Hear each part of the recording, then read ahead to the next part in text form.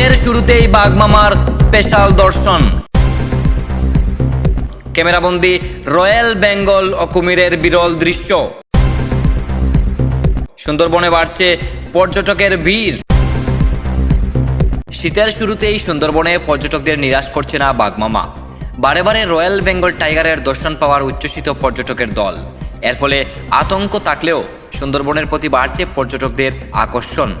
গত মঙ্গলবার বড়ইপুর পূর্ব বিধানসভার দুসা চন্দনেশ্বর গ্রাম পঞ্চায়েতের শ্যামনগর থেকে মোট 24 জনের একটি পর্যটক দল কুলতলির কৈখালী থেকে বন দপ্তরের বৈধ পাস নিয়ে এমবি মা মঙ্গলচণ্ডী নামক নৌকায় করে কলস ক্যাম্পের দিকে রওনা হয়। বাড়ি ফেরার পথে বিশালক্ষী খালের ধারে একটি বাঘকে ঘোরাফেরা করতে দেখে আনন্দিত হন পর্যটকরা। কোনো রকম বিলম্ব না করে নিজেদের ক্যামেরায় সেই বিরল দৃশ্য বন্দী করে ফেলেন তারা। বাঘের পাশাপাশি কুমিরও দেখে উৎফুল্ল হন পর্যটকরা। নৌকার মাঝি চন্দন নস্কর জানান, গতকাল এবং তার আগের দিনও একাধিক জায়গায় বাঘ দেখা গিয়েছে।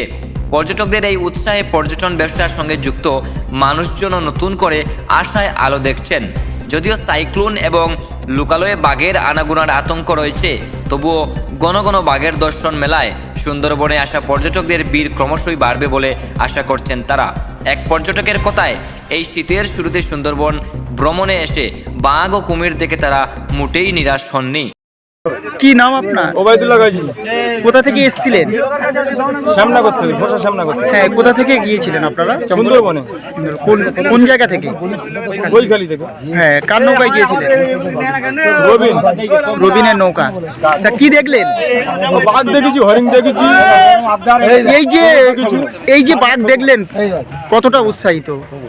ভালো, খুব ভালো লেগেছে। আগামী দিনে কি সুন্দরবনে আসবেন? হ্যাঁ। কি নাম আপনার? ওবায়দুল্লাহ গাজী।